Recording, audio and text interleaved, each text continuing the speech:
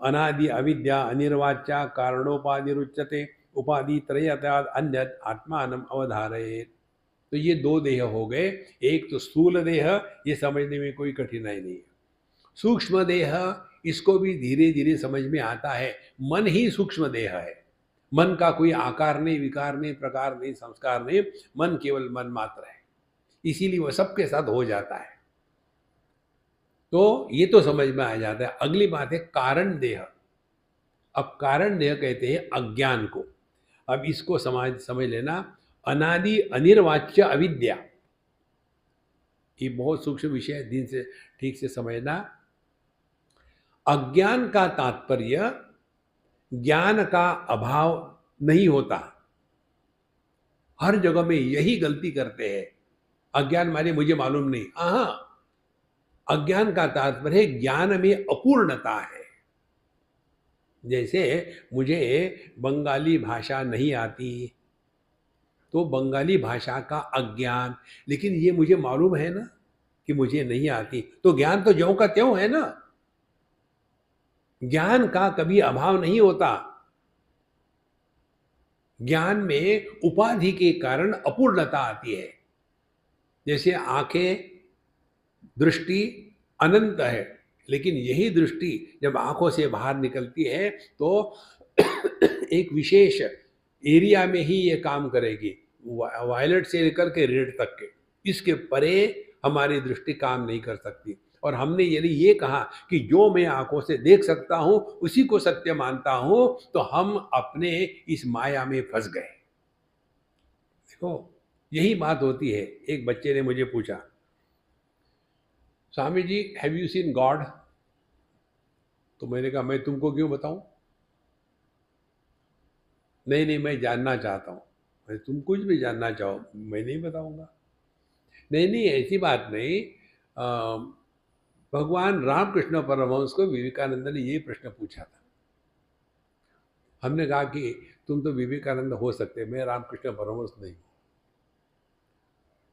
देखो, दोष क्या था प्रश्न में? जो वस्तु आंखों से देखी जाती है वही सत्य है। माने हम अपने उपाधि की गुलाम बन गए हैं। जो मुझे समझ में आता है उसी को हम स्वीकार करेंगे, समझ में नहीं आता तो नहीं स्वीकार करेंगे। और ज्ञान क्या है, तत्व क्या है, वो समझ के परे है। देखो, जैसे रूप रंग इंद्रिय हमारे आंखों को नहीं देख सकते, हमारे इंद्रिय मन को नहीं देख सकता, मन बुद्धि को नहीं समझ सकता, बुद्धि चेतना को ग्रहण नहीं कर सकती, चेतना चैतन्य को नहीं पकड़ सकती। ये जो हमारी विचारों की गलतियां है, इसके कारण ये संसार बना हुआ है। तो अनादि अनिर्वाच्य अविद्या, तो ये अनादि है। अनादि माने जिसका आदि नहीं है। लेकिन भगवान का भी तो आदि नहीं है। अनंत अनादि, दोनों में क्या फर्क है? आप देखो, आप जर्मन भाषा जानते हो क्या? नहीं। कब से नहीं जानते? कब से नहीं? कभी नहीं जाना। माने अज्ञान का आरंभ नहीं होता, लेकिन यदि आप जर्मन भाषा सीख लो तो अज्ञान का अंत हो गया। इसीलिए अविद्या, अज्ञान भी अनंत अनादि कहा जाता है, लेकिन शांत होता है। लेकिन परमात्मा जो हमारा स्वरूप है वो अनादि भी है और अनंत भी है। ये मूल भेद है। कारण क्या है? ज्ञान में जो अपूर्णता है उसके कारण संसार निर्माण होता है। इस ज्ञान की अपूर्णता को हटाने के लिए आत्मबोध का हम अध्ययन कर रहे हैं। अभी हमने अपने आप को एक नहीं मान लिया है कि मैं पति पत्नी भाई बहन माँ बाप हूं। नहीं रे बाबा, आप साक्षात परमात्मा हो। इसके लिए उपाधि तृतीयात अन्यत आत्मा न अवधारयेत। इसीलिए ये अभ्यास करें। देखो, भगवद गीता में 2य अध्याय में भगवान बताते हैं, नास्ति बुद्धि ही अयुक्तस्य न चायुक्तस्य भावना न चा भावयत शांति अशांतस्य कुतः सुखम। अयुक्तस्य बुद्धि ही नास्ति। जो व्यक्ति अपने आप को डिसिप्लिन नहीं रखता। डिसिप्लिन किसकी? ध्यान से सुनना। घर की, गाड़ी चलाने की, वो सब ठीक है, डिसिप्लिन होनी चाहिए, थिंकिंग की। Thinking discipline is a must. हमारे मन में विचार आते हैं, इसीलिए हम विचारक नहीं हैं। कहीं पेड़ उगे हैं, इसीलिए वो बगीचा नहीं है, वो जंगल भी हो सकता है। अपना मन देखो, क्या वो जंगल है या बगीचा है? जंगल में हम जब जाते हैं तो डर लगता है, भाग निकलो। इसी प्रकार से हम अपने मन से इतने डरते हैं, या तो किसी पर कूद पड़ेंगे, या तो फिर ड्रिंक ड्रग्स में लगा करके मन को शांत करेंगे। अपने मन से इसलिए डरते हैं कि हमारा मन जंगल है, कंट्रोल नहीं है थिंकिंग पर।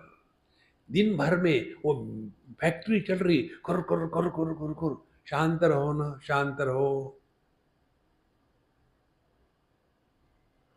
ये जो हम आपको हजारों बार बता रहे हैं, इसका अभ्यास करो संतो। शुरू करो 1 मिनट से। 1 मिनट बैठो शांत, अपने आप से मत बोलो और शांति का श्रवण करो। अपने आप से नहीं बोलना माने शब्दों को निर्माण नहीं करना। शांति का श्रवण करना माने बाहर के जो शब्द है उसके द्वारा प्रभावित नहीं होना।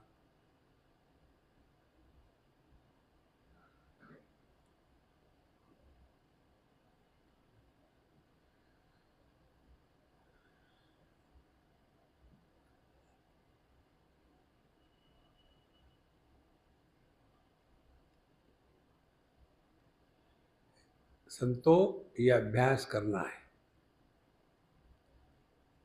हम आपके हाथ में माला नहीं पकड़वा रहे, दान धर्म नहीं मांग रहे, डोनेशन नहीं कह रहे, मंदिर में जाने को नहीं कह रहे।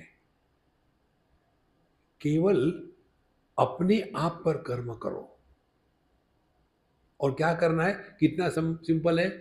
Real spiritual practice is a process of undoing and unbecoming.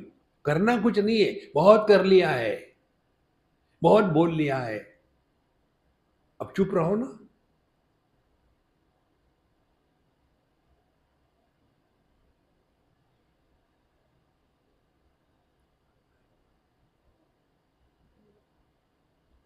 शुद्ध अंतःकरण का अर्थ क्या है? हमको ऐसे लगता है शुद्ध अंतःकरण माने हमारे मन में किसी के प्रति द्वेष नहीं है। ये नहीं है शुद्ध अंतःकरण का अर्थ। शुद्ध अंतःकरण वो है जहाँ तत्व जिज्ञासा प्रकट हो जाती है। कस्त्वं कोहम कुतमायातः कामे जननी को मे तातः इति परिभावय सर्वम असारम विश्वम त्यक्त्वा स्वप्न विचारम भज गोविंदम भज गोविंदम। आत्म तत्व का चिंतन जागृत हो जाता है, तब अंतःकरण शुद्ध है। इसीलिए उपाधि तृतीयाद अन्यद आत्मानम अवधारयेत्। तो 3 उपाधियों से माने स्थूल देह, सूक्ष्म देह और कारण देह, इन तीनों का जो आधार है वो अपना स्वरूप है।